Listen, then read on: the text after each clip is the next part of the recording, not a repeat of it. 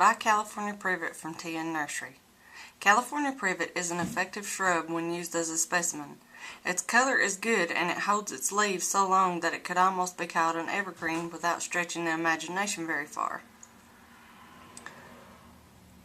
It is of very quick growth and may be shaped readily with the shears into a rotund bush, which makes a very good supplement to a wooden gatepost.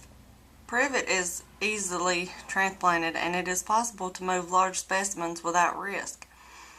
It will do much better if freely supplied with water and the foliage occasionally sprayed if the hose is handy. In midsummer it should be mulched with lawn clippings to keep the soil from dying around the roots. California Privet is of very quick growth and possesses so many good qualities that it should not be ignored. If you have a hedge of it and can afford the room in your kitchen garden or some out-of-the-way corner of your place, you can propagate good plants from the clippings. These will come in very handy either to set new hedges with or to fill up gaps that may occasionally occur in the old one. Plant the cuttings with 2 eyes in the ground and 2 eyes out, and use the stoutest shoots you can get.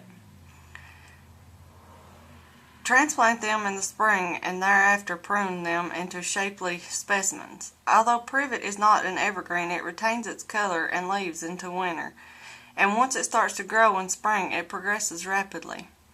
In fact, one drawback to privet as a hedge is the frequency with which it has to be clipped in the growing season. Mature privet does not seem to be affected much by drought unless planted very near rock, but it can absorb a great deal of moisture and does better when provided with it. Young plants should be carefully watered in dry seasons to assure their good health. It will grow in partial shade but will not thrive there. The part of a hedge that is under the trees always looks scraggly and mean. In some parts of New England, in exposed positions, privet cannot be successfully grown.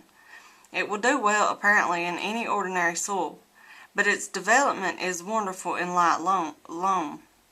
Be sure to top dress the plants in the fall and fork in the old manure in the spring.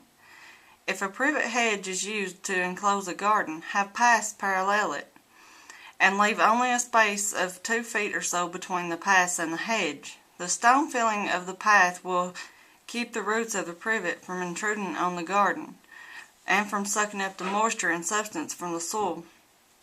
In the bed that borders the hedge, you will be able to grow nasturtiums, but not much else.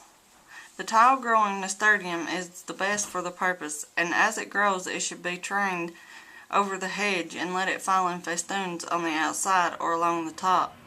The effect obtained by such a method is distinctly good, as the nasturtium will be in the top, and the bright blossoms are well shown off against the dark green of the hedge.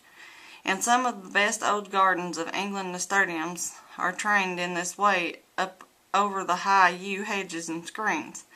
The seeds should be planted about the 10th of April in the neighborhood of New York, unless the season is backward. If you would rather, you may have the bed between the path and the hedge in grass, where you can naturalize clumps of Japanese iris with crocuses, tulips, and narcissi growing between them. By California Privet from TN Nursery.